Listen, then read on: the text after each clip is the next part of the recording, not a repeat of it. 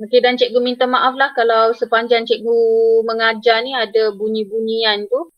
Orang ngetuk ke apa tu, tu sebab rumah cikgu tengah renovate lah ni kan. Okey, so kita ada 16 orang, jadi cikgu rasa kita boleh mulalah. Jadi cikgu nak minta siapa pula ni? Si Kak Aisyah tu seorang. Okey, kita jemput Wan Alia Natasha. Bacakan doa pembelajaran kita.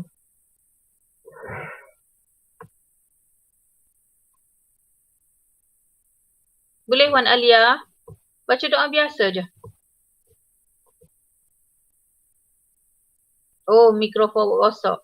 Okey, Nurul Diana boleh? Diana. Boleh cikgu. Nah, okey. Baca doa biasa je. Bismillahirrahmanirrahim. Allah maftah alaina hikmataka wanshur alaina min khazaini rahmatika ya arhamar rahimin. Rabbi syrahli sadri wa yassirli amri wahlul 'uqdatam min lisani yafqahu qawli. Amin. Okey, terima kasih Diana.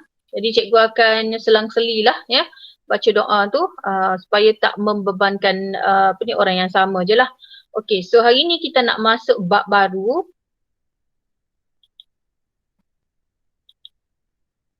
Jadi kita masih berbaki, kita ada 15 bab, so 15 tolak 11. Kita berbaki berapa lagi? Ada 4 bab lagi kan? Jadi ayatnya memang banyaklah bab kita ni. Tu yang cikgu kejar-kejar sangat ni. Ada ke slide cikgu Aisyah tu? Nampak dah. Nampak dah? Okey. So hari ni kita akan masuk bab 11 Bab 11 iaitu keimunan manusia. Okey, cikgu nak tanyalah apalah yang awak faham bila cikgu sebut keimunan manusia? Apa yang awak faham?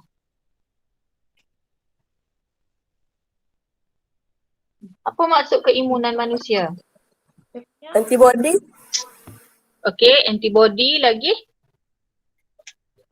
Lagi-lagi? Siapa lagi? Boleh bagi tahu cikgu?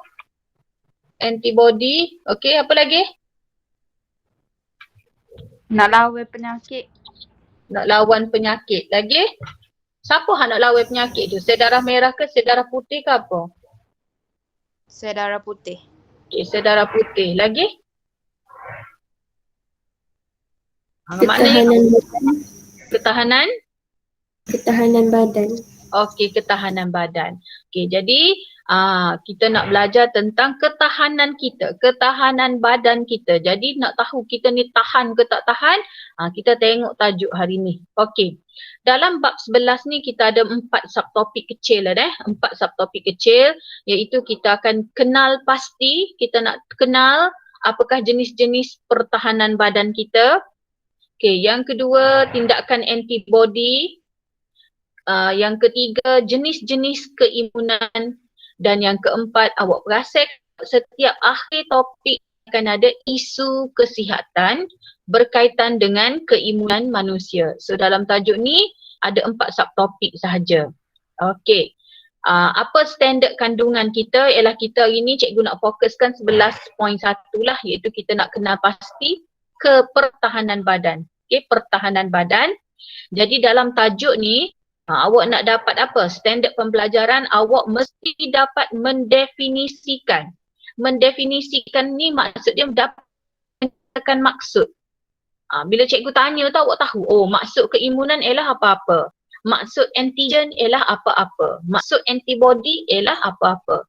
Okey, cikgu nak tanyalah sebab minggu lepas kita dah belajar dah antigen ni. Apa maksud antigen? Umairah Kamarul Zaman. Apa maksud antigen? Umairah? Apa maksud antigen, Umairah?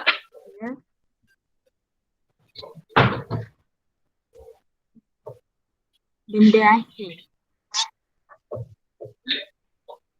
Benda asing. Okey. Benda asing Okey, apa maksud antibody?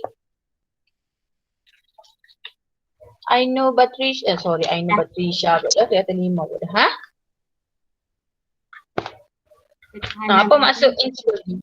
pertahanan badan. Siapa hasilkan antibody? Siapa yang hasilkan antibody? Belajar dah ni minggu lepas.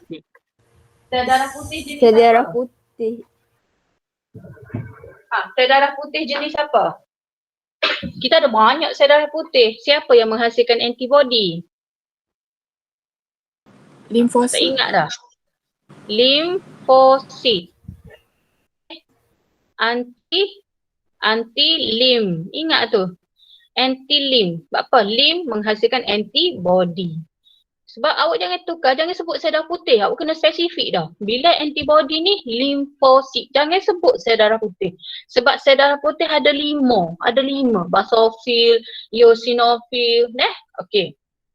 Dan dalam tajuk ini juga, murid dapat memerihalkan. Memerihalkan ni maksudnya menerangkan. Dapat menerangkan 3 jenis barisan pertahanan manusia, iaitu barisan pertahanan pertama, barisan pertahanan kedua dan barisan pertahanan ketiga. Okey, now kita pergi satu-satu. Okey, kita tengok apa itu pertahanan badan. Okey, dia kata anda tentu masih ingat tentang sistem pertahanan badan yang telah dipelajari dalam tingkatan 2. Okey, sebab cikgu tak mengajar tingkatan lower form, menengah rendah, jadi rupa-rupanya awak sudah belajar di tingkatan 2 tentang pertahanan badan. Sistem pertahanan badan bertindak apabila patogen menjangkiti penyakit. Jadi bila patogen masuk sahaja dalam badan, maka sistem pertahanan kita pun akan mula bertindak. Okey, patogen ni apa? Okey, awak ingat gini, patogen ni penyakit. PP. Patogen ni ialah penyakit. Jadi patogen ni ialah mikroorganisma yang menyebabkan penyakit. Okey, patogen ni ialah mikroorganisma yang menyebabkan penyakit. Gapo cikgu mikroorganisma? Okey, mikroorganisma tu ni ialah virus, kulat,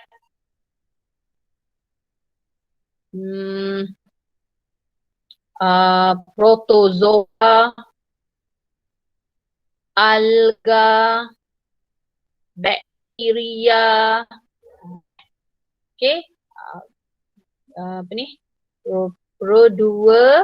Pro2 vivaku, ala beca. Cikgu ulang sekali lagi, apakah jenis mikroorganisma? Pro2, protozoa. Viva, virus. Kulat. Ala, alga. Beca, bakteria. Jadi mana-mana virus pun kalau dia mendatangkan penyakit, dia adalah patogen. Kulat, kalau dia mendatangkan penyakit, dia adalah patogen. Protozoa, kalau dia mendatangkan penyakit, dia adalah patogen. Kalau tak mendatangkan penyakit tu, dia bukan patogen. Okey, kalau dia mendatangkan penyakit sahaja, yang kita panggil patogen. Bakteria ada baik dan jahat. So kalau bakteria tu mendatangkan penyakit, kita panggil patogen. Alga, kalau dia mendatangkan penyakit, kita panggil patogen. So ingat patogen, penyakit. Boleh?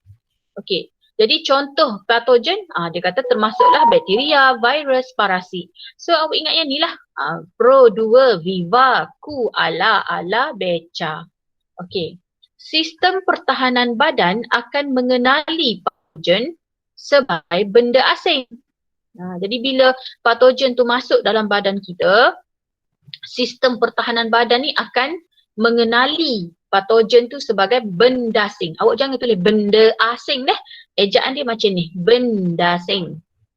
Yang kita panggil antigen. Okay.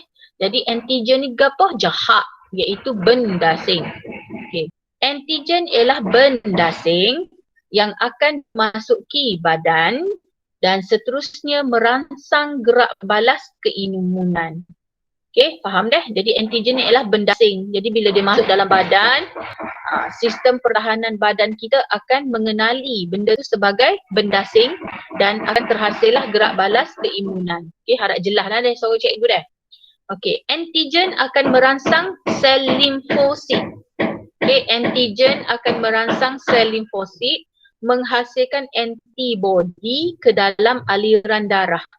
Jadi bila dah masuk dah antigen tu, maka sel limfosit, awak jangan sebut sel darah putih deh. Bila hak ni masuk, sel limfosit, awak kena spesifik sebut sel limfosit akan menghasilkan antibodi ke dalam aliran darah, tujuannya untuk memusnahkan antigen tersebut lah.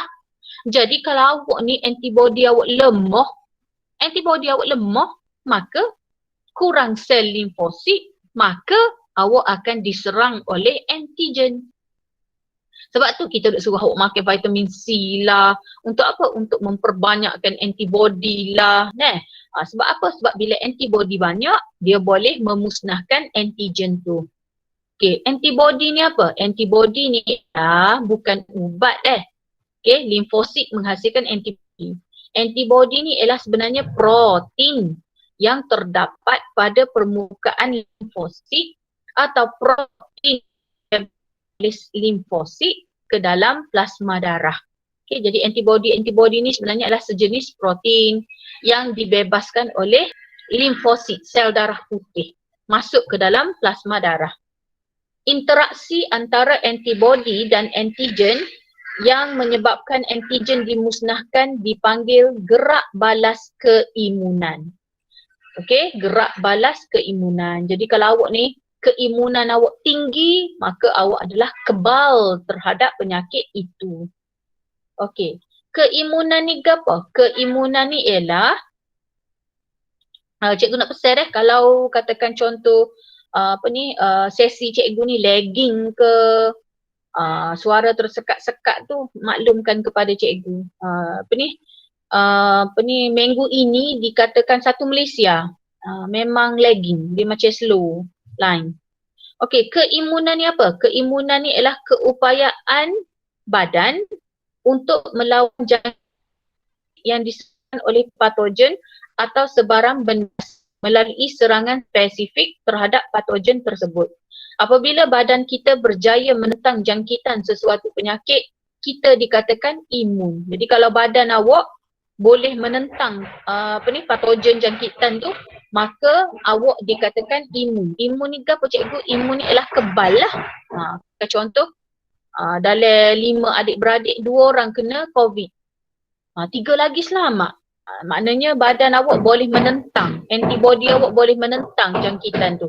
Maka awak dikatakan imun atau kebal. Okey, jadi ini ialah ringkasan cikgu buat ringkasan yang tadilah yang dia kata tadi pelajar boleh mendefinisikan. Maknanya awak ni memang kena hafal lah maksud dia. Okay, jadi ni cikgu buat kesimpulan. Jadi kita back balik apa patogen. Ingat patogen ni ialah mikroorganisma yang menyebabkan penyakit. Jadi kalau dia menyebabkan penyakit, kita panggil patogen. Jadi dia boleh apa-apa sahaja bakteria, virus, protozoa, apa lagi tadi, alga, kulat. Okey, yang kedua antigen. Antigen ni ialah benda asing yang memasuki badan dan akan imunan untuk lawan antigen tu. Okey, antigen ni ialah benda dan bila dia masuk dalam badan, dia akan merangsang sel limfosit iaitu jenis sel darah putih yang akan menghasilkan antibodi untuk memusnahkan antigen tersebut. Ni yang cikgu bagi kepada pelajar form 4 dululah, iaitu lim antibody. Macam nama Cina lah, tapi anti-lim menghasilkan antibodi. Okey, yang ni payah sikit nak hafal ni. So nanti cikgu buang lah. Okey, antibodi apa? Antibodi ni ialah protein yang terdapat pada limfosit ataupun yang dibebaskan oleh limfosit untuk memusnahkan antigen. Lalu terhasillah gerak balas keimunan. Okey, keimunan pula apa? Keimunan ni ialah kekebalan. Awak kebal sebab kekebalan badan untuk melawan jangkitan penyakit yang disebabkan oleh patogen atau benda asing melalui serangan spesifik. Cikgu nak pesan kalau antibodi ni Antibody ni dia akan spare terhadap benda sing apa. Maksudnya macam ni, kalau antibody tu untuk lawan sesama, dia lawan sesama saja. Kalau antibody yang dihasilkan dalam badan untuk COVID je. Dia tak boleh untuk lawan semua penyakit, tak boleh. Limfosit ni dia akan menghasilkan antibody spesifik. Faham ke? Limfosit menghasilkan antibody yang spesifik terhadap penyakit apa yang masuk. Sesama lain, dia hasilkan antibody lain. Kalau masuk COVID lain. Kalau apa lagi? Kalau awak kena jangkitan apa lagi? Dia akan hasilkan antibody yang spesifik ikut penyakit apa. Okey, so ini ialah interaksi antara antibody dan antigen. So awak nampak tak? Ni ialah antibody. Yang warna biru ni antibody. Nampak? Dia nak makan antigen yang duduk melekat pada sel badan awak. Okey. Jadi keimunan ialah keupayaan badan untuk melawan jangkitan penyakit yang disebabkan oleh patogen atau sebarang benda asing melalui serangan spesifik. Ingat limfosit antibody dia mesti spesifik terhadap penyakit apa. Apabila badan kita berjaya menentang jangkitan, maka kita dikatakan imun. Dan dalam badan kita ada 3 barisan pertahanan untuk melawan penyakit. Kita ada barisan pertahanan pertama, barisan pertahanan kedua, barisan pertahanan ketiga. Kalau maka awak akan sakit. Maknanya awak bukan mudah-mudah nak sakit. Awak bukan mudah-mudah nak sakit. Kita ada 3 barisan pertahanan. Okey, mula-mula kalau penyakit tu masuk, patogen tu masuk, akan keluar barisan pertahanan pertama dulu, lawan. Lawan kalau. Okey, keluar pula barisan pertahanan kedua. Lawan, kalah. Okey, kemudian keluar barisan pertahanan ketiga, menang. Awak pun sihat lah, awak kebal. Tapi kalau barisan pertahanan ketiga ni kalah, maka awak akan sakit.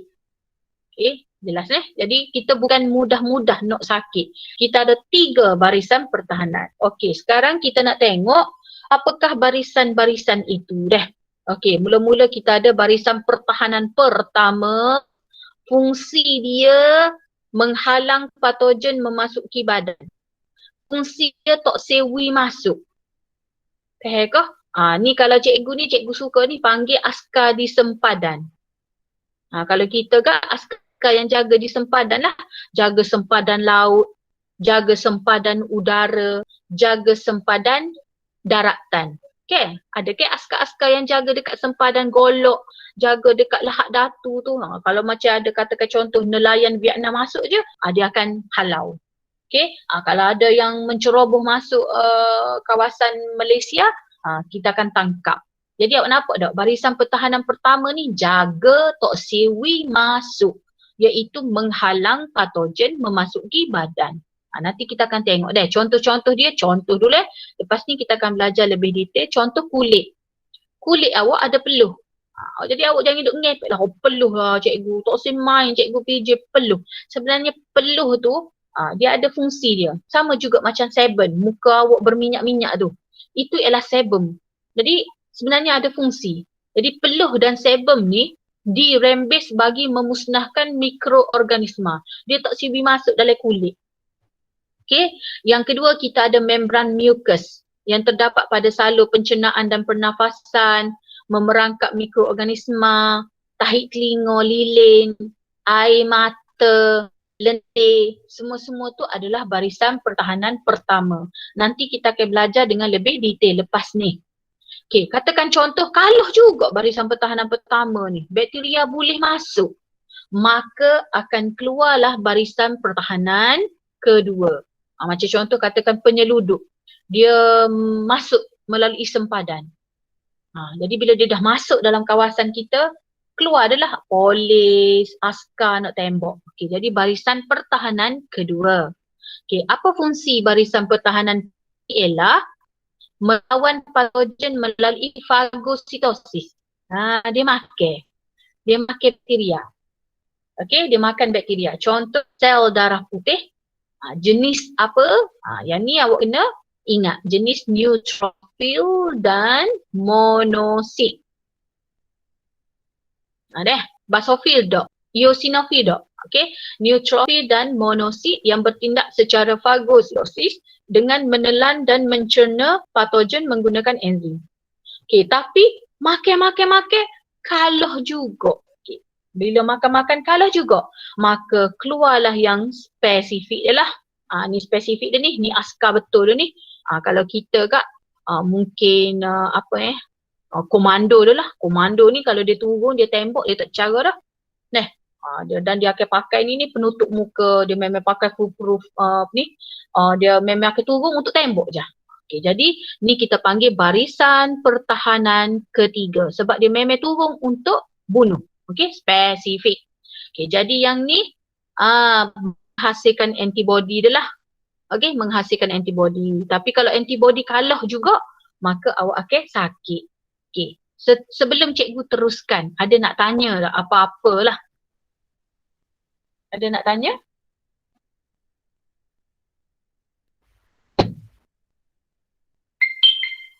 Okey, ada nak tanya apa-apa ke sebelum cikgu teruskan?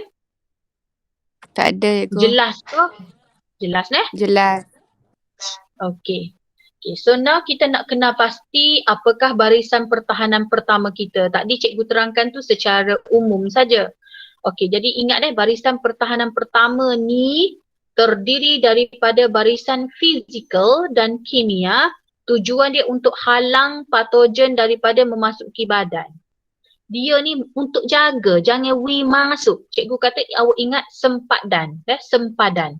Okay, jadi barisan pertahanan pertama merupakan barisan pertahanan yang tidak spesifik. Apa dia tak spesifik cikgu? Sebab dia jaga belakang. Dia jaga sempadan, jadi jaga tak siwi masuk je. Jadi dia ni tidak spesifik. Dan berfungsi menghalang kemasukan patogen ke dalam badan. Okay, jadi contoh-contohnya macam enzim lysozim. Jadi enzim lysozim ni terdapat di dalam air mata. Sebab tu kalau awak perasan bila awak sapu benda-benda berhabuk masuk air mata, awak pun keluar macam berair mata awak. Jadi awak jangan bazirkan air mata awak tu untuk benda-benda yang tak berfaedah. Contoh tengok cerita sedih kat tiuk. Baluh dengan gewet tiuk.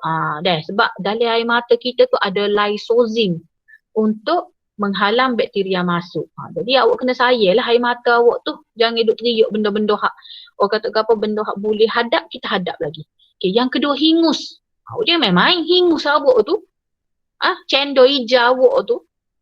Cendol hijau awak tu tubik masuk tu. Hingus tu pun sebenarnya ada mengandungi enzim lysozim. Okey, lepas tu air liur. Jangan duk meludah kat air. Jangan duk meludah kat air. Jadi kalau awak tengok orang yang meludah tak kata Pak Cik. Janganlah Pak Cik meludah dalam air liur Pak Cik tu ada enzim lysozim.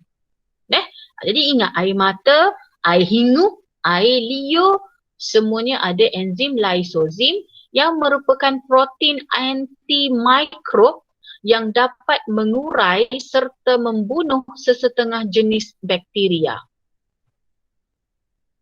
Okey, cikgu nak tanya lah apa kegunaan air liur dalam kehidupan seharian kita selain daripada kita duduk tubik air liur? Apa kegunaan air liur Siapa tahu? Dalam kehidupan seharian kita, kita boleh buat apa dengan air liur tu? Cepat, siapa tahu? Dalam barisan pertahanan pertama ni, apa kegunaan air liur lah selain daripada awak buat kehek tubik keluar tu? Apa fungsi air liur? Siapa boleh berkongsi pengetahuan yang dia ada? Mencerna makanan. Tak sihat tu. Cikgu nak hak dalam kehidupan seharian kita ni, hari-hari ni. Nah, ni soalan kebab ni. Lindung gigi. Membersihkan mulut cikgu. Dah. Okey, so tak tahu punya dia. Okey, katakan awak kena gigit semut gatal. Awak kena gigit semut tiung ke, hak sakit tu semut gatal ke. Awak kan jadi gatal-gatal ke. Awak ambil air liur awak tek lesek, awak comor dekat tempat awak kena gigit tu. Duduk sekejap, hilang. Dan oyaknya itulah kegunaan air liur. Okey, kalau kena gigit benda-benda hak biasa-biasa, kalau kena gigit lipan tak boleh lah. Tapi kalau kena gigit semut gatal, semut tiung biasa-biasa tu, awak ambil je air liur, comot dekat tempat hak awak kena tu. InsyaAllah duduk sekejap hilang. Okey, jadi itu menunjukkan bahawa air liur, air hingus, air mata adalah barisan pertahanan pertama yang mengandungi lysosome yang dapat mengurai, membunuh sesetengah bakteria. Okey? Okay. Yang kedua, kita ada membran mucus. Okey. Membran mucus ni duduk di mana? Duduknya di salur respirasi. Okay. Dia duduk di sini. Kita tak nampak lah. Jadi dia perbesarkan gambar jadi macam ni. Okey, ni membran mucus. Fungsinya merembeskan bendalir melekit yang disebut mucus. So, nampak tak ni? Dia inilah mucus. Okay, jadi fungsinya merembes bendalir melekit yang disebut mucus. Jadi dalam mucus tu ada enzim lysosome untuk memusnahkan bakteria dalam udara yang memasuki sistem respirasi. Sebab kadang-kadang bila awak bernafas, awak bernafas, awak menghidu udara-udara yang ada debu, udara-udara yang ada habuk. Jadi dia akan merembeskan mucus. Mucus tu lah ada enzim lysosome memusnahkan bakteria dalam udara. Okey. Yang ketiga, ingat tak cikgu ajar, kita ada mekanisme pembekuan darah. Bila awak luka, automatik mekanisme pembekuan darah akan menghalang kemasukan bakteria melalui luka. Tu pun barisan pertahanan pertama juga. Okey, lagi kita ada asid hidroklorik dalam perut. Okey, fungsi dia untuk membunuh bakteria sekiranya bakteria tu ada dalam makanan dan minuman. Okey, soalan cikgu. Apa jadi kalau orang tu makan roti yang berkulat? Apa jadi kalau orang tu makan roti yang berkulat? Sakit perut. Mati. Sakit perut. Tak mati. Mati ya? Tak. Kenapa tak mati? Kenapa tak mati? Sebab ada asid hidroklorik. Yes, sebab ada asid hidroklorik. Ada ke kadang-kadang sayang awak ni beli tempat sama. Katakan contoh deh, makan di kantin. Makan ke apa? Katakan contoh makan oden. 3 orang makan oden, seorang sakit perut, 2 lagi tak sakit. Sebab apa? Sebab asid hidroklorik lah. Mungkin kawan awak yang sakit perut tu dia allergic, ketahanan dia kurang. Dan asid hidroklorik dia tak boleh nak tak boleh nak memusnahkan bakteria tu, so dia sakit perut. Tapi 2 orang lagi tak jadi apa-apa. So bersyukurlah. Okey? Tu ayatnya pertahanan kita dah tu. Okey, lagi barisan pertahanan kita ialah kulit. Kena sayangi kulit awak tu. Sebab apa? Kulit merupakan pelindung fizikal yang dapat menghalang kemasukan patogen kerana sifatnya yang liat dan sukar ditembusi oleh mikroorganisma. Kecuali kalau dia kelah. Okey. Penanggalan lapisan sel mati pada permukaan kulit secara berterusan menyukarkan pertumbuhan pelbagai jenis mikroorganisma. So setiap hari kita mandi, kita cuci muka. Sebab apa? Sebab kita nak buang lapisan sel kulit mati. Jadi boleh dikatakan sepanjang masa lah kulit kita ni menghasilkan sel mati. Jadi bakteria tak boleh nak duduk lah. Okey, lagi merupakan pelindung kimia melalui perembesan sebum. Nampak? Muka berminyak-minyak. Jangan duk marah. Sebab minyak tu sebenarnya minyak dan asid yang terdapat dalam sebum menghalang pertumbuhan pelbagai jenis mikroorganisma. Okey, menghalang pertumbuhan pelbagai jenis mikroorganisma. Ada satu iklan Thailand cikgu tengok nak suka, dia nak ngepingnya pasal pencuci muka, tapi dia tunjuk minyak orang tu siapa boleh buat masuk. Okey. Okey, kemudian peluh. Peluh yang dirembes oleh kulit mengandungi enzim lysosome, iaitu sejenis enzim yang berupaya memecahkan dinding sel sesetengah bakteria. Maknanya dia boleh memusnahkan bakteria. Okey. Jelas Okey. So habis barisan pertahanan pertama.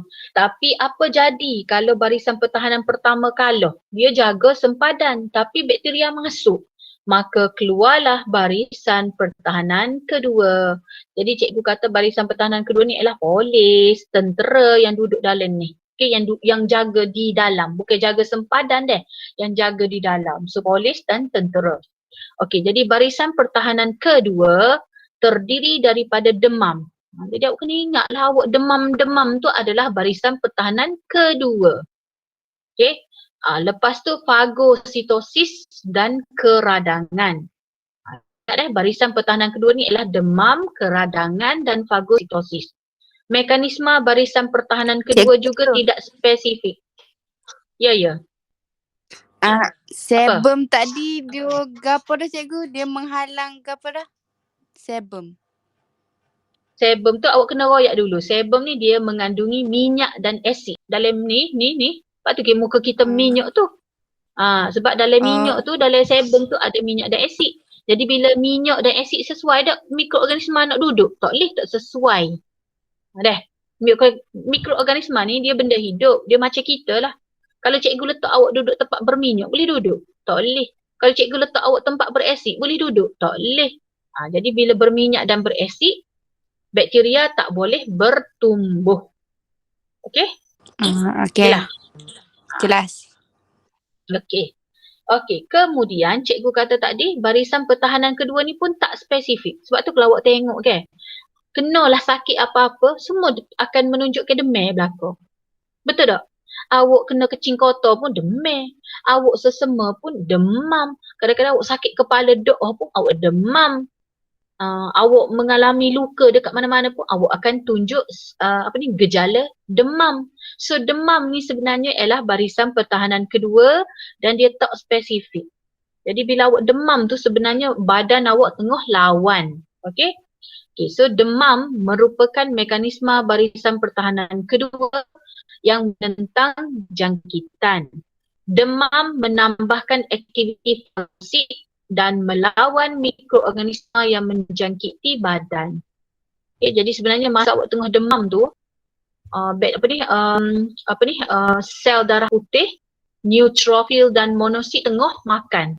Tengah melakukan aktiviti fagosit. Tengah buat aktiviti fagosit, makan mikroorganisma. Tapi kalau demam tu berlarutan, kena pergi klinik dah lah. Kena pergi klinik, pergi hospital. Okey? Yang kedua ialah fagositosis. Sel fagosit ialah sel leukosit. Sel leukosit ni ialah sel darah putih yang boleh menjalankan fagositosis.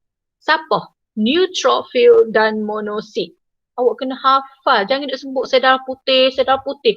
Cikgu kata dah tadi. Fagositosis siapa buat? Sel darah putih. Nama gapo? Neutrofil dan monosit. Siapa jawab sel darah putih tak ada markah. Tapi kalau awak kata fagosit ialah sel darah putih, iaitu neutrofil dan monosit, baru dapat markah. Jadi ingat neutrofil dan monosit merupakan jenis sel fagosit yang memakan bakteria. Okey. Fagositosis ialah proses pemerangkapan dan pencernaan mikroorganisma atau zarah lain seperti oleh sel fagosit. Apabila jangkitan berlaku, sel fagosit akan bergerak ke kawasan yang dijangkiti. Katakan contoh, sini ada bakteria. Dia fagosit ni, bakteria. Bakteria ni dia menghasilkan bahan kimia. Bakteria ni dia menghasilkan bahan kimia. Jadi sel fagosit ni dia boleh kesan kemasukan bakteria tu berdasarkan bahan kimia tu. Awak faham ke? Dia macam signal gitu. Masuk dah. Jadi sel fagosit ni akan bergerak pergi ke arah bakteria tu. Okey? Jadi apabila jangkitan berlaku, sel fagosit akan bergerak pergi ke kawasan yang ada bakteria tu dan memasuki bendalai tisu melalui liang dinding kapilari. Apabila sel fagosit menemui patogen, sel fagosit akan mengepung patogen, kepung dulu, dan enzim lysosim di dalam sel fagosit akan mencerna patogen tersebut. Okey, so cerita dia lebih kurang macam ni lah. Okey, jadi ni cikgu nak tunjuk ni. Cikgu kata yang ni fagosit dia kan. Neutrophil dan monosit. Kalau yang ni dia menghasilkan antibody, jangan tukar. Yang ni heparin. Yang ni allergic. So dia ni tak terlibat lah. Tak terlibat. Okay, jadi dua ekor ni, neutrophil dan monosit. So awak nampak tak dia kesel bakteria ni, banyak ni, kesel bakteria banyak ni. So dia akan menjulurkan kaki dia. Tapi yang ni gambar cikgu ambil daripada gambar microbiologist. Dia memang dapat tengok dia dapat ambil gambar bakteria gapo tau, cikgu pun lupa dah. Tapi kita ni ialah sebab kita tak belajar seperti dia, kita tak kenal mana bakteria. So hak kecil-kecil ni bakteria deh. Ni dia dah masuk dah ni, bakteria dah masuk dalam ni dah. Kita pun tak jelas hak mana satu sebab kita tak belajar. Cikgu sendiri pun walaupun ambil bio, cikgu tak belajar sampai ke tahap tu. Okay, so lebih kurang macam ni lah proses dia dah, macam ni. Okay. Jadi awak kena ingat satu-satu. Okay, kita tengok deh. Okay, ni bakteria, warna hijau ni bakteria deh. Bakteria. So cikgu lukis muka dia deh. Sekejap, cikgu nak tukar, nak ambil rubber sekejap. Eraser rubber pula dia. Okay. Kena ingat proses ni deh. Ni antara tajuk yang glamour juga. Muka jahat ke? Okey, ni ialah bakteria. Okey, jadi awak nampak tak? Ni ialah neutrophil atau monosit. Jadi ni hak besar ni semua ni neutrophil atau monosit. Jadi nombor 1, sel fagosit mengunjurkan. Mengunjur ni maksud dia mengeluarkan kaki dia. Ingat deh, dia macam ameba cikgu. Yes, dia macam ameba. Jadi neutrophil dan monosit atau sel fagosit mengunjurkan pseudopodium. Nampak ni pseudopodium dia ni. Ni kaki palsu dia. Ke arah bakteria dan mengepung bakteria itu. So nampak dia terkepung dah ni. Nampak? Terkepung dah. Okey, yang kedua apa jadi? Penginjesan. Penginjesan ni maksud dia telan. Jangan guna perkataan telan dah. Ingest ni maksud dia telan, makan. Okay, penginjesan bakteria akan membentuk fagosom. Jadi bila bakteria tu sudah ditelan, maka dia akan membentuk fagosom. Okay, macam fagosom. Dia lingkung belakang dah. Okay, kemudian fagosom bergabung dengan lysosom. Nampak? Ni fagosom. Dia bergabung dengan lysosom. Sebab tu nama dia jadi ni fagolysosom. Fagosom bergabung dengan lysosom menjadi fagolysosom dan ianya akan merembeskan lysozim ke dalam fagosom. So awak nak gini. Ni fagosom. Ni fagosom warna biru. Awak nampak tak lysosom mari dekat dengan fagosom dan bergabung. Lalu jadilah fagolysosom. Dan lysosom tu pula, nampak tak dia merembeskan ite-ite ni. Ite-ite tu ialah lysozim untuk mencerna bakteria tu. Okey, dan nombor 4, nampak tak bakteria ni pecah-pecah dah. Mati dah. Die. Okay. So bakteria di dalam fagosom dimusnahkan oleh lysozim tadi. Jadi bakteria pun terurai pecah-pecah dan kemudian fagosit singkirkan sisa-sisa yang dia tak nak cerna keluar sel. So kalau kita panggil dia lah berok. Okey, ada nak tanya tak setakat ni?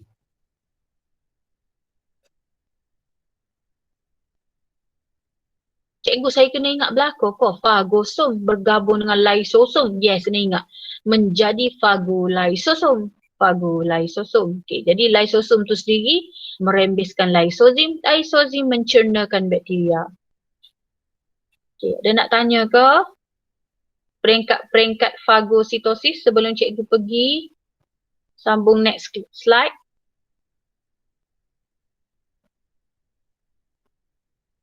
Amirah Aswadi pehel ke? Umairah, bukan Amirah, Umairah. Cikgu, lepas Umairah pehel ke? Umairah ada nak tanya? Tak ada. Tak ada, jelas Cikgu, Rashidah ada? Ya. Lepas dia keluar tu, dia pergi, gimana? Ni keluar ni. Nombor 5. Nombor 5 Mak. Bila dia dah keluar, dia dah mampu dah, tak ada dah. Kena ni dah. Kena musnah dah. Tak ada dah lah. Selamat dah lah kita. Okay dah. Dia macam jadi potahi, sisa, tak ada apa dah. Lepas tu bakteria ni apa ni? Fagosit ni. Fagosit jadi apa? Tak ada apa. Fagosit tu ada sehinggalah dia cukup tempoh dia hidup. Ingat tak itu sel darah putih ada tempoh berapa hari? Okay, dia kan 3 hingga 4 hari saja kan. So dia dah habis tugas dia akan jadi sel mati. Akan dimusnahkan. Okay? Okey, faham lah. Boleh? Okay. Kemudian cikgu nak awak jawab soalan ni dah. Awak jawab soalan ni. Cikgu saya kena lukis. Yes, awak kena tulis tajuk ni. Okay, tulis tajuk besar dulu. Barisan pertahanan kedua. Awak tulislah menguasai soalan dari melukis. Maksud cikgu nanti dalam SPM akan ada ni soalan disuruh kita lukis. Jangan main-main. Kena ada soalan yang suruh kita melukis. Dan bila lukis awak kena label. Lukis mesti label, selalu ingat gitu. Asal lukis je kena label. Okay, nanti awak salin soalan ni. Rajah 2.4 menunjukkan mekanisme pertahanan badan manusia. Awak perhati, ada bakteria, ada lysosom. Okey, ni lysosom. Okey, kemudian peringkat yang kedua nampak tak dia dah jolorkan pseudopodium. Peringkat yang ketiga cikgu tak nak bagi tahu jawapan dia apa. Ini ialah mengaplikasi. Maknanya awak kena sambung lukisan ni. Okey, sambung lukisan ni dan kena label. Awak nampak dah peringkat 4, dia sudah menghasilkan sisa. Jadi lengkapkan rajah 2.4 dengan melukis peringkat 3 dalam kotak yang disediakan 2 markah. 2 markah tu, satu untuk lukis yang betul, yang kedua markah yang kedua untuk label. Okay, yang ni cikgu tak nak bincang lagi, awak buat dulu, next class cikgu bincang. Okay, kita masuk ke radangan pula. Okay. Keradangan ni ialah satu gerak balas pantas yang memusnahkan dan menetralkan tindakan berbahaya mikroorganisma dan toksik pada tingkat awal jangkitan. Bahagian yang radang akan membengkak menjadi merah dan berasa sakit. Contoh bisul. Contoh bisul nanah. Itu maksud keradangan. Jadi keradangan ni pun ialah barisan pertahanan kedua. Jadi fungsi dia ialah dia ni memusnahkan dan menetralkan tindakan bahaya mikroorganisma dan toksin. Jadi bila dia lawai dia akan jadi bekak, merah, sakit. Jadi itu ialah keradangan. Okey, kita baca sikit lengser biologi ni. Nanah, ni nanah. Nanah ialah campuran mikroorganisma, cebisan tisu dan sel darah putih yang boleh didapati di tapak jangkitan yang serius atau tisu rosak. Jadi kalau awak bernanah, awak ada nanah, sebenarnya dalam nanah awak tu ada mikroorganisma mati, cebisan tisu-tisu yang rosak dan sel darah putih yang sudah lawan tapi mati. Okey? Sebab tu bila awak pecah nanah tu keluar hijau, kotor, busuk. Sebab dia ada benda-benda tu lah. Dia ada cebisan tisu rosak, dia ada sel fagosit hak lawan tetapi mati dan sebagainya. Okey, so kita nak tengok apa badan kita buat bila kena sesuatu deh. Okey, nombor 1. Tisu yang rosak membebaskan histamin. Katakan contoh awak ni terkena paku. Nampak? Kena paku. Ni dalam badan awak deh. Okey, ni dalam salur darah awak ni kena kulit ni, paku ni. Okey, jadi tisu yang rosak ni akan membebaskan histamin. Nampak? Nak warna putih-putih ni. Akan membebaskan histamin. Jadi histamin itulah yang menyebabkan gerak balas keradangan jadi merah, jadi bekak, jadi nanah dengan serta-merta. Okay, nombor 2, histamin menyebabkan pengembangan kapilari darah, membolehkan darah yang lebih banyak ke kawasan jangkitan. Jadi histamin tu menyebabkan kapilari darah jadi kembar, jadi besar dan menghantar banyak darah. Okay, menghantar banyak darah pergi ke kawasan luka ni. Histamin juga meningkatkan ketelapan kapilari darah terhadap sel fagosit. Sel fagosit kan nak makan bakteria. So sel fagosit pun akan pergi juga. Akan pergi juga dekat kawasan luka. Okey. Nampak tak bila masuk paku ni berkarat. Paku berkarat tu membawa bakteria masuk ni. Nampak? Membawa masuk bakteria. Tu yang sel fagosit pergi tu. Okey. Sel fagosit dan faktor pembeku berkumpul di kawasan luka dan mekanisme pembekuan darah akan bekukan darah dan sel fagosit pula akan menjalankan fagositosis. Jadi bila kena paku berkarat tu membawa masuk bersama-sama dengannya bakteria. Jadi bila bakteria masuk, ada bahan kimia kan, cik kata kat dia kan, bahan kimia terhasil. Jadi tisu yang rosak tu akan menghasilkan histamin. Jadi histamin tu menyebabkan gerak balas berlaku iaitu sel darah akan jadi kembar, hantar darah kohor banyak. Sebab apa hantar darah kohor banyak? Sebab dia nak hantar platelet tu, nak beku darah. Dan lagi nak hantar sel darah putih. Sel darah putih jenis sel fagosit sebab sel fagosit nak makan bakteria. Okay, so harap jelas nanti you all baca balik lah. Okay, dan last kali kita nak masuk barisan pertahanan ketiga. Okay, last ni sebab nanti kita akan sambung next kelas hari Sabtu 11.2. Okay, barisan pertahanan ketiga. Cikgu kata tadi barisan pertahanan kedua kalah. Makan pun kalah. Fagositosis pun kalah. Demam pun kalah. Demam kohor teruk. Okey, maka terpaksa adalah cikgu kata terpaksa adalah keluar komando. Okey, komando ni dia akan pakai penutup.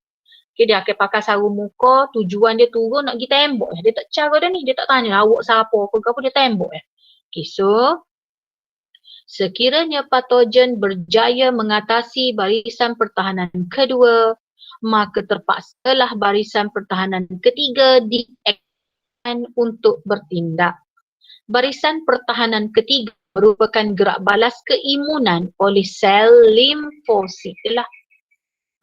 Jadi awak kena sayang sel limfosit awak ni sebab dia adalah komando dalam badan kita. Okey, sel limfosit terbentuk di dalam nodus limfa. Nampak?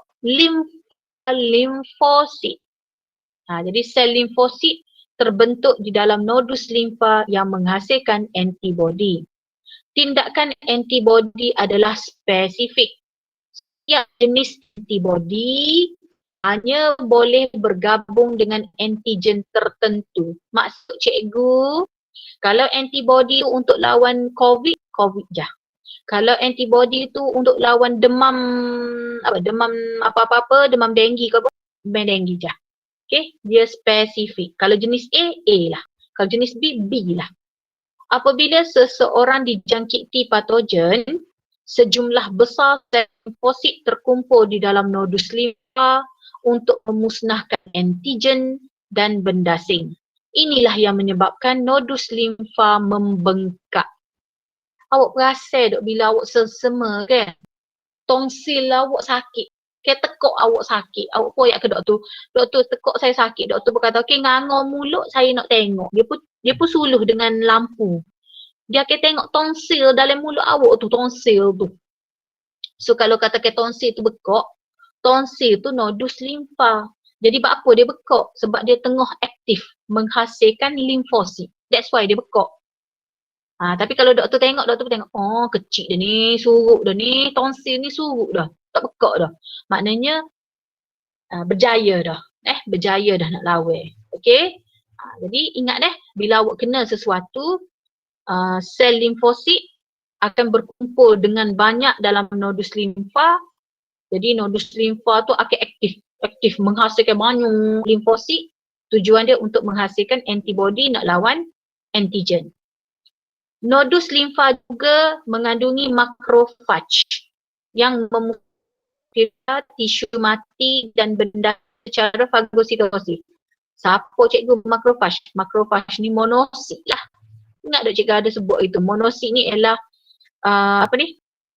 monosit ni ialah sel darah putih yang makan bakteria besar-besar. Dia ni makan bakteria besar-besar je.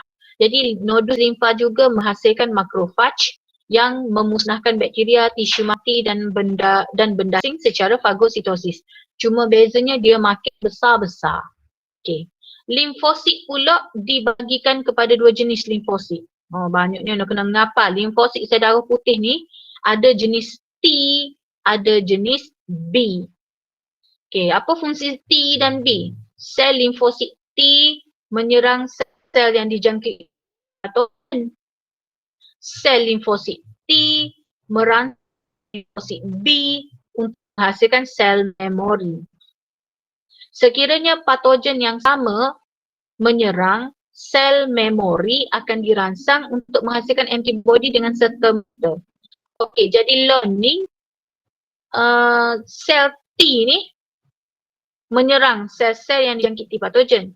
Sel T ni juga dia merangsang sel limfosit B ni untuk menghasilkan sel memori. Sebab apa cikgu dia panggil sel memori? Maksudnya gini. Okey, dengar cerita ni molek. Okey, katakan awak demam sesema dah. Okey, mana ni? Okey, katakan awak demam sesema. Okey, lepas tu limfosit pun menghasilkan antibodi. Okey, menghasilkan antibodi sebanyak 100. Contoh deh, cik kata contoh. Menghasilkan antibodi sebanyak 100. 100 ni pun lawai. Tapi dia hanya menggunakan 50 je. Cukup dengan 50. Cukup 50. Bakteria pun mampu. Faham ke? Dia guna 50 je. Mati bakteria. Okey. Berapa lagi baki dia? Baki dia ada 50. 50 inilah yang disimpan sebagai sel memori. Duduk sebulan lagi, kena demam pula dah, kena sesema pula dah. Jadi sel memori ni ada dah 50. Jadi masuk je bakteria tu yang membawa demam sesema, sel memori 50 dia sudah kenal, dia akan menghasilkan 200 selalu. Dia kata aku kena dah tahu dah dia ni. Dia ni kalau masuk ni dia lawai ni, aku kena lawai. So dia akan hasilkan antibodi serta-merta lagi cepat sebanyak 200. Jadi tak ada nak demam baru seh sikit sembuh dah Sebab apa? Sebab 200 keluar lawan demam sesema tu. Okey, jadi ingatlah sel T, okay, limfosit T melawan jangkitan. Tapi sel T ni juga dia merangsang sel B untuk hasilkan sel memori. Okey, jelas So awak nampak ni. Ni sel darah putih, sel limfosit. Limfosit menghasilkan antibodi. Lepas tu siapa masuk ni? Antigen jahat masuk. Maka awak nampak tak ni? Bentuk dia gini kan? Dia ni dia nak pergi pegang lah antigen tu. Nampak dia pegang dah antigen ni. Dia pegang dah antigen. Okay, boleh dah? Okay, so kita pergi kepada soalan. Jadi kalau tak faham juga boleh PM cikgu lepas ni lah. Okay, 11.1 apakah maksud keimunan? Keimunan ni ialah kekebalan. Upayaan badan untuk melawan jangkitan penyakit yang disebabkan oleh patogen atau sebarang benda asing melalui serangan spesifik. Namakan dua sifat kulit yang membolehkannya bertindak sebagai barisan peranan pertama. Jadi kulit kita ni merupakan pelindung fizikal yang dapat kemasukan patogen. pH kulit yang berada antara julat 3 hingga 5. Julat 3 hingga 5 ni berasid. Berasid. Jadi berasid tu tidak sesuai untuk pertumbuhan mikro. Nombor 3, bagaimanakah sel fagosit bertindak memusnahkan patogen yang berjaya melepasi benteng barisan pertahanan pertama. Awak cerita je tentang fagositosis. Tapi cikgu tak nak jawapan ni. Cikgu selalu, cikgu tak say jawapan ni sebab terlalu ringkas. Cikgu nak awak paling yang rajah tadi. 1, 2, 3, 4, 5. Okay? Yang ni cikgu tak say. Jawapan ni dah salah. Salah. Terlalu ringkas. Okay, nombor 4, bezakan antara antigen dan antibodi.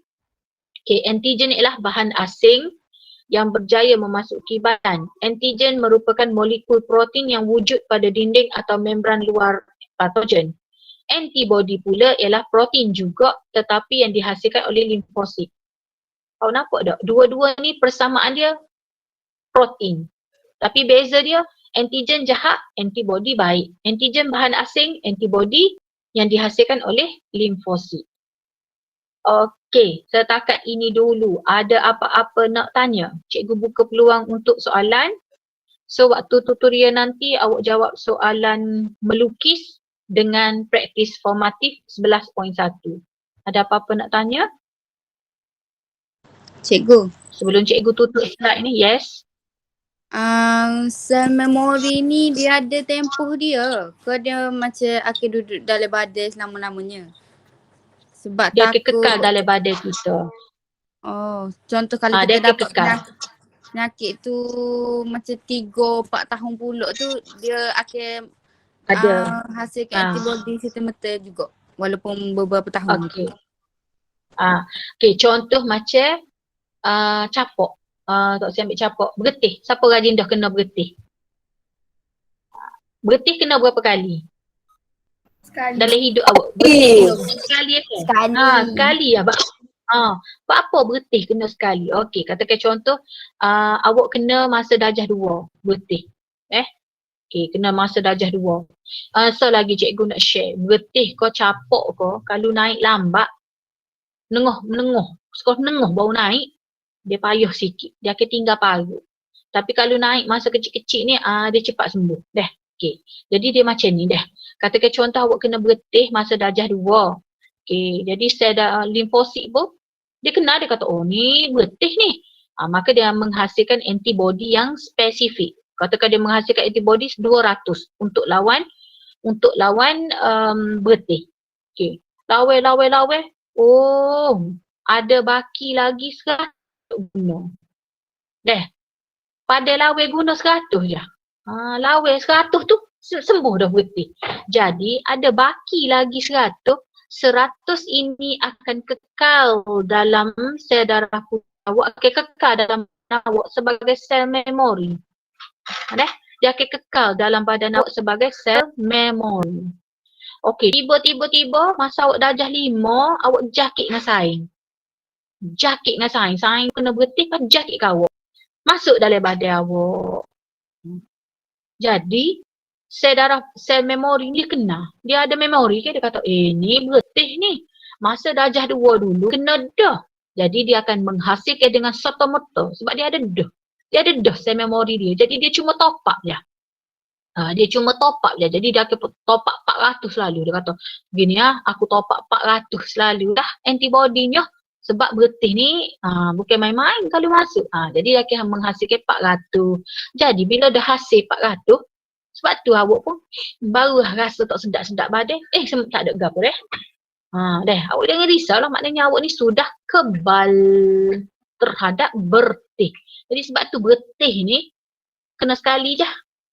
Kebanyakan orang memang kena sekali je. Sebab apa? Sebab kita sudah ada sel memori.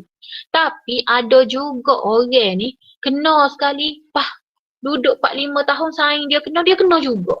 Maknanya apa? Maknanya mungkin masa lawai dulu tak habis. Dia lawai tak habis. Badan dia tu, limfosit dia mungkin bilangnya terlalu sedikit masa lawai tu. Jadi dia tak erat nak lawai. Okey? Jelas lah. Okey, lagi ada nak tanya? Cikgu, Ya. dia memang akan hasilkan lagi banyak kok daripada sel memori tu. Yes. Sebab tu dia ada ayat. Rasa ada ayat dia tak ada? Sekejap cikgu back balik, cikgu cari ayat dia. Ni. Sel memori. Okey? Yang tu yang dah ada dalam badan kita. Akan dirangsang untuk menghasilkan antibody. Maknanya dia sipet dah dalam badan tapi akan dirangsang lagi untuk menghasilkan antibody lagi dengan serta-merta. Dia gini sebenarnya Kak, antibody ni dia bukan katakan contoh hari ni masuk bakteria, esok keluar dah antibody dok Kak. Antibody ni dia ambil masa berhari-hari di atas penyakit. Dia ambil masa berhari-hari. Jadi tapi kalau sel memori ada dah, dia sekejap lah. Mungkin dalam 2-3 hari pun 400 lah. Okey? Lagi ada nak tanya? Cikgu, dia nak kalau dia kena COVID, pasti dia sembuh. Lepas tu tak kena dah lah. COVID ni dia yes. Tengok yes. Tapi dia ada juga kes kan bila dah kena COVID, kena pula kali kedua. Mungkin dari segi ketahanan badan dia lah, ketahanan badan dia pula. Tapi biasanya bila dah kena dah sekali, dia tak akan kena dah. Sebab dia sudah ada sel memori yang mengenali benda tu adalah COVID. Tapi tengok juga ada juga kes di mana kena pula kali kedua. Tapi biasanya bila kena kali kedua tu dia tak teruk macam kali pertama lah. Dia tidak seteruk masa mula-mula. Okey, lagi? Tapi di atas ketahanan badan kita sebenarnya. Okey, ada lagi? Tak ada dah. Okey, so kalau tak ada, cikgu berhenti di sini. Nanti cikgu hantar, cikgu akan copy paste gambar tadi. Okey, cikgu akan copy paste gambar tadi, cikgu hantar dalam grup WhatsApp. Dan jawapan praktis formatif 11.3. Dan cikgu nak ingatkan juga awak jangan lupa tu sumatif bab 10 tu kena siapkan.